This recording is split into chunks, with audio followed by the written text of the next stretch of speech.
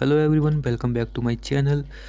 शिक्षा से संबंधित मैं आपको कुछ क्वेश्चन बताने वाला हूँ। ये कुछ 30 क्वेश्चन होंगे जो 3 मार्कर भी हैं और 5 मार्कर भी हैं। तो शिक्षा से संबंधित कुछ क्वेश्चंस हैं, आपको एमपीपीएससी के लिहाज से पढ़ना ज़रूरी है। तो पहला क्वेश्चन ये है कि सर्व शिक्षा अभियान, ये 3 मार्कर में पूछ लिया तो आप इसको कैसे लिखेंगे। तो हम प्रारंभ करेंगे कि कब शुरू हुआ, 2000 से 2001 के बीच में शुरू हुआ। उद्देश्य इसका क्या था, तो सार्वभौमिक सुलभता शिक्षा। इसमें 6 से 14 वर्ष के आयु वर्ग वाले सभी बच्चों को उपयोगी व प्रासंगिक शिक्षा उपलब्ध करवाता है। 6 से 14 वर्ष के आयु के वर्ग, ठीक है। और सेकंड क्वेश्चन है शिक्षा गारंटी योजना। इसके तहत 6 से 14 वर्ष की आयु के बच्चे को उसके लिए अनौपचारिक शिक्षा देने की शुरुआत की गई है।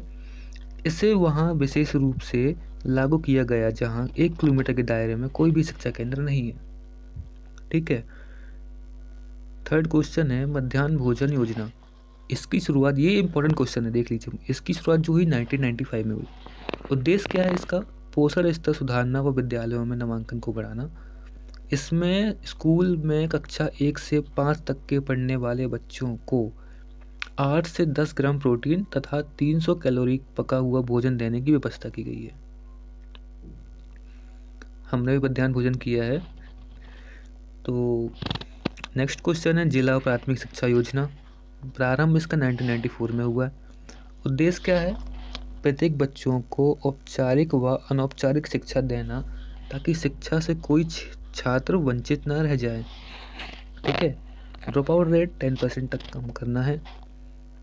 शिक्षा का अधिकार अधिनियम 2009 के प्रमुख प्रावधानों का वर्णन करें। बच्चों के मुफ्त और अनिवार्य शिक्षा प्रदान करने के लिए शिक्षा का अधिकार अधिनियम 4 अगस्त 2009 को लागू किया गया। इसके आधार पर 6 से 14 वर्ष के सभी बच्चों को निःशुल्क एवं अनिवार्य शिक्षा उपलब्ध कराना है। यह 1 अप्रैल 2010 से देश भर में लागू हुआ। 2010 से शिक्षा का अधिकार अधिनियम 2009 लागू हुआ है, ठीक है। इसके प्रावधान क्या है, तो बालकों के घर के 1 किलोमीटर परिधि के अंतर्गत प्राथमिक विद्यालय स्थापित किया जाना चाहिए, ये सही है।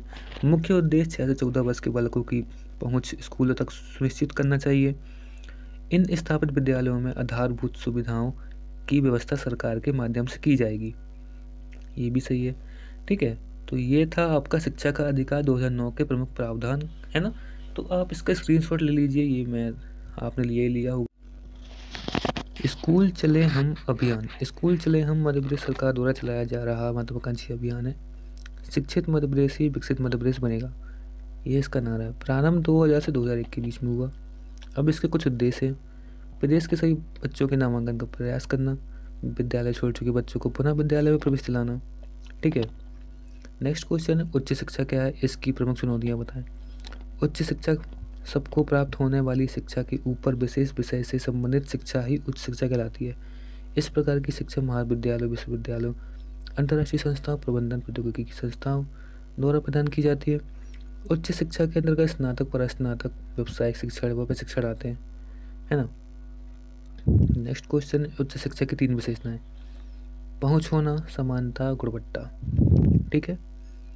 तकनीकी शिक्षा क्या है, तकनीकी शिक्षा से तात्पर्य कुशल जनशक्ति का प्रयोग औद्योगिक उत्पादन बढ़ाने में करना, अर्थात ऐसी शिक्षा प्रणाली जो मानव संसाधन का सृजन करके आर्थिक गतिविधियों को बढ़ावा देती है तथा जीवन की गुणवत्ता में सुधार करती है, ठीक है। इस प्रकार की शिक्षा में इंजीनियरिंग, फार्मेसी, प्रबंधन, होटल मैनेजमेंट जैसे कार्यक्रमों को शामिल किया जाता है। खैर ये सारे क्वेश्चन ऐसे हैं कि आप खुद से भी लिख सकते हैं, कभी आपके पास क्वेश्चन आ जाए तो, है ना। मैंने तो बहुत क्वेश्चन की प्रैक्टिस की है, मुझे तो आइडिया है कि इनको कैसे कहें, कहाँ से कैसे लिखना है ना। अब है भारत में तकनीकी शिक्षा से संबंधित समस्याएं। भारत में तकनीकी शिक्षा के क्षेत्र में निम्न समस्याएं विद्यमान हैं। तकनीकी संस्थानों में शोध एवं अनुसंधान कार्यों में शोध पर बल न देना, पाठ्यक्रमों में एक रूपता का अभाव होना, नवाचार को बढ़ावा न दिया जाना, वित्तीय संसाधनों की कमी, गुणवत्तापूर्ण शिक्षा की बजाय डिग्री पर बल देना।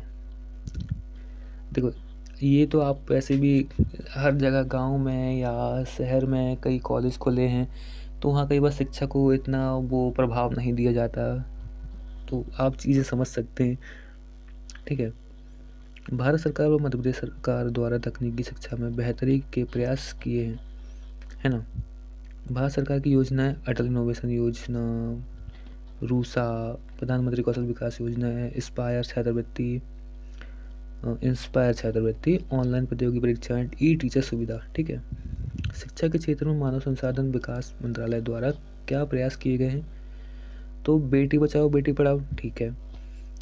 इन स्टेप फेलोशिप प्रोग्राम व शिक्षकों की क्षमता का विकास, शिक्षक शिक्षा के लिए केंद्रीय प्रायोजित योजना, सारांश ऑनलाइन सुविधा, राष्ट्रीय आविष्कार मिशन 2015, इसमें विज्ञान व गणित विषयों की पढ़ाई को दिलचस्प बनाया जाएगा। स्कूली शिक्षा में ICT पर राष्ट्रीय सम्मेलन, विभिन्न ऐप वेब पोर्टल के माध्यम से शिक्षा। विकलांगता से संबंधित समस्याएं क्या होती हैं?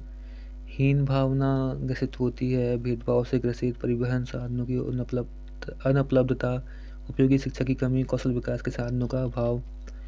तो ये कुछ समस्याएं हैं विकलांगता से संबंधित। ये भेदभाव नहीं होना चाहिए, आर्टिकल 15 में भी दिया है, हम सबको समझना चाहिए, हर इंसान को समझना चाहिए। भारत सरकार द्वारा महिलाओं के लिए चलाए जा रहे कार्यक्रम कौन कौन से हैं? जननी सुरक्षा योजना, उज्ज्वलता, जननी एक्सप्रेस, स्व सहायता समूह, सुकन्या समृद्धि योजना, बेटी बचाओ बेटी पढ़ाओ, सबला, मातृत्व वंदना योजना, निर्भया महिला शक्ति योजना, और अभी एक और है लाडली बहना योजना। मतलब ये अपने मध्य प्रदेश की है, ये भारत सरकार द्वारा जो चलाया जा रहा है उनकी बात कर रहा हूँ। मध्य प्रदेश की कौन सी है? लाडली बहना योजना, ये तो आपको पता ही होगा। बाल श्रम से तात्पर्य क्या है? ऐसा कोई कार्य जो बच्चों द्वारा 6 से 14 वर्ष में किया जाता है, साथ ही ऐसे कार्य जो बच्चों के शारीरिक और मानसिक विकास को रोकने या न्यूनतम वांछित शिक्षा स्तर या मनोरंजन के साधन को बाधित करते हैं, बाल श्रम की श्रेणी में रखा जाएगा। ठीक है। उच्च शैक्षणिक संस्थानों के प्रकार बताइए। केंद्रीय विश्वविद्यालय, राज्य विश्वविद्यालय, निजी विश्वविद्यालय, डीम्ड विश्वविद्यालय और राष्ट्रीय महत्व के संस्थान। तो ये हैं, इसके आप स्क्रीनशॉट ले लीजिए। ठीक है। अब हम आगे बढ़ते हैं। विश्वविद्यालय अनुदान आयोग। भारत का विश्वविद्यालय अनुदान आयोग केंद्र सरकार द्वारा स्थापित उपक्रम है। ठीक है। 1956 में संसद द्वारा पारित विशेष विधेयक के उपरांत विश्वविद्यालय अनुदान आयोग का गठन किया गया। इसका मुख्यालय नई दिल्ली में। मुक्त विश्वविद्यालय से तात्पर्य क्या है? उन विश्वविद्यालयों से जहाँ विद्या अर्जन हेतु शिक्षक छात्र के मध्य प्रत्यक्ष संवाद का अभाव हो तथा दूर रहकर भी शिक्षा अर्जन कर पाना सुलभ हो, यह है मुक्त विश्वविद्यालय। जैसे कि इग्नू, IGNOU, इंदिरा गांधी मुक्त विश्वविद्यालय, स्थापना 1985 में हुई। उद्देश्य है जनसंख्या के बड़े भाग को शिक्षित करना। 1987 से लेकर अभी तक कुल 117 कार्यक्रम चलाए जा रहे हैं। नागरिकों को शिक्षा प्राप्ति को बढ़ावा देने के लिए आधुनिक समय में मुक्त विश्वविद्यालयों में भूमिका महत्वपूर्ण है। ठीक है। अब व्यावसायिक शिक्षा क्या होती है? ऐसी शिक्षा जिसमें व्यावसायिक सिद्धांतों को सिखाया जाता है, जो शिक्षा रोजगार परक से है। प्रमुख संस्थान IIT, IIM, पॉलिटेक्निक कॉलेज। उद्देश्य क्या है इनके? देश की कार्यशील जनसंख्या को कुशल बनाना। ठीक है। अब है ITI, इंडस्ट्रियल ट्रेनिंग इंस्टीट्यूट, देश में औद्योगिक शिक्षा प्रदान करने हेतु प्रशिक्षण संस्थान है। ये सरकारी संस्थान है। ठीक है। इनमें मैकेनिकल, इलेक्ट्रिकल व अन्य व्यवसाय परक शिक्षा को शामिल किया गया है। प्रवेश कैसे होता है? 10वीं के पश्चात होता है। बहुत से लोगों ने किया है, मेरे फ्रेंड्स ने भी लिया है ITI में। NCTE क्या होता है? National council for teachers education. उद्देश्य क्या है? विभिन्न औपचारिक शिक्षा कार्यक्रमों का मानकीकरण व इन संस्थाओं में कार्यरत शिक्षकों को प्रशिक्षित करना व पाठ्यक्रम तैयार करना। ठीक है। गठन क्या है? 1993 के राष्ट्रीय शिक्षा परीक्षक ACT के पश्चात 1995 में। ठीक है। उड़ान योजना, अल्पसंख्यक मंत्रालय द्वारा केंद्र प्रायोजित योजना, देश में अल्पसंख्यक समुदाय के विद्यार्थियों को UPSC, PSC, SSC परीक्षा की तैयारी हेतु स्कॉलरशिप प्रदान करने का प्रावधान है। तो ये है उड़ान योजना, है ना। ये बढ़िया योजना है, लेकिन अल्पसंख्यक मंत्रालय द्वारा किया गया। तो ऑब्वियसली अल्पसंख्यक को ही मिलेगा मेरे ख्याल से, है ना। शिक्षा वह प्रक्रिया है जो व्यक्ति का सर्वांगीण विकास करती है, जिसमें परंपरागत ज्ञान में वृद्धि होती है एवं नवीन ज्ञान की प्राप्ति होती है। प्रकार क्या है? प्राथमिक, माध्यमिक, उच्च शिक्षा, व्यावसायिक तकनीकी उच्च शिक्षा, विशेष शिक्षा। साधन, सर्व शिक्षा अभियान, RTE, स्कूल चले हम कार्यक्रम है। पाठशाला तक के क्या कारण है?